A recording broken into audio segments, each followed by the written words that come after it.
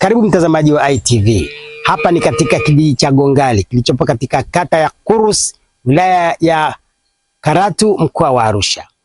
Leo tunazungumza na baadhi ya wafugaji ambao wanatuelezea baadhi ya changamoto ambazo wanazipata kufuatia upandishaji wa ng'ombe wao wa kisasa. Katika ufugaji wetu sisi tunapata changamoto ya upandishaji wa ng'ombe.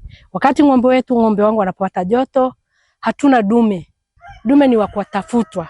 Kwa hiyo hilo ni changamoto ambalo tunakumbana nao mimi kama mfugaji wa kijiji cha Gongali, kata ya Urus. Kwa hiyo tunashauri au tunaomba watuletee mbegu ambayo inafanana na umbile la ng'ombe wetu.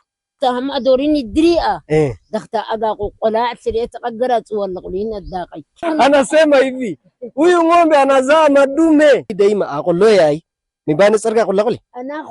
Kwa nini haya madume kwa huku tunapambana nayo? Kwanza bei yake ni ya chini, lakini pia madume hakuletei maziwa. Lakini pia nazungumza na baadhi ya wataalamu ambao nao wanaelezea ni namna gani wataalamu wanaweza wakashirikiana kuhakikisha kwamba matatizo madogo madogo yalipo katika maeneo ya vijijini yanapata ufumbuzi. Wananchi wengi au wafugaji wengi wamekuwa wakilalamika, wanataka wapate ng'ombe jike, lakini anapata ng'ombe dume.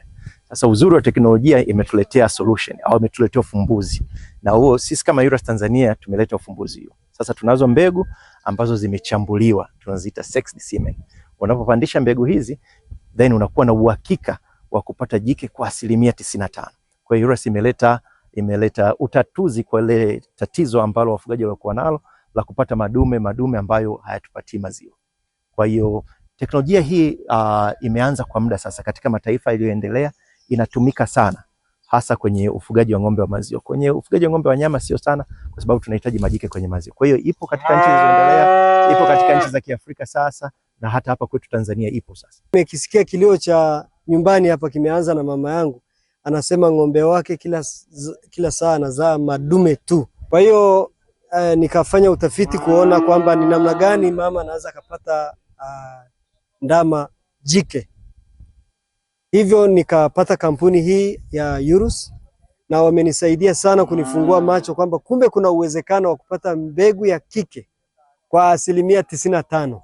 Nikawaleta hapa nyumbani, hatimaye ndama ni huyu hapa, ameshajaza mwaka mmoja, lakini nimeona kwamba nisiwe mchoyo na elimu hii.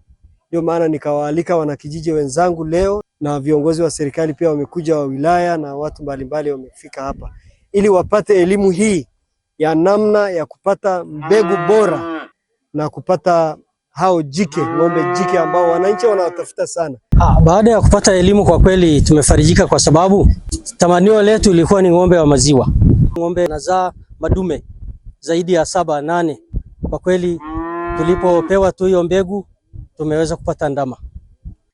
Mbegu bora ni muhimu. Mitamba ndio inayetupatia kipato kulikoni hata madume, kwa maana kwamba mitamba inaongeza idadi ya ng'ombe wa maziwa katika maeneo tunakokaa. Kwa hiyo mnapotupa semina ya jinsi ya kupata jinsia ya kike ya hawa wanyama, inakuwa mmetuelimisha kitu kizuri. Kutoka hapa katika kijiji hiki cha Gongali kilichopo katika kata ya Kurus, wilaya ya Karatu, mkoani Arusha, mimi ni Asiraji Mvungi wa ITV.